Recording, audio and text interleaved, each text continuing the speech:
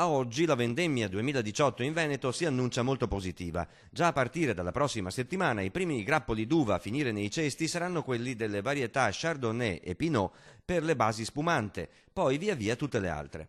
Le preoccupazioni casomai arrivano dal meteo che potrebbe peggiorare proprio dai prossimi giorni. Così fosse, la raccolta verrebbe anticipata per evitare problemi di marciume acido e botrite, che in alcune aree del Veneto vengono già segnalate. Il punto sull'imminente vendemmia è stato fatto a Legnaro, in provincia di Padova, nella sede di Veneto Agricoltura.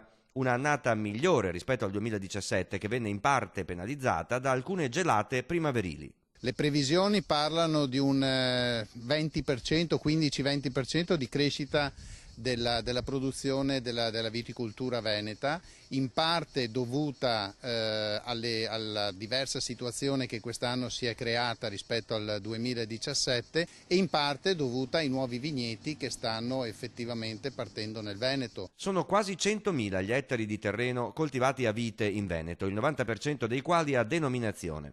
Siamo la quarta regione vitivinicola italiana, previsti quest'anno circa 13 milioni di ettolitri di vino, e quarta potenza mondiale per l'export di bottiglie, 2,13 miliardi di euro, una cassaforte per i produttori, in particolare del padovano e del trevigiano. Quest'anno in provincia di Padova la crescita sarà attorno al 15%, circa 2/3 di questa crescita è dovuta alle maggiori produzioni.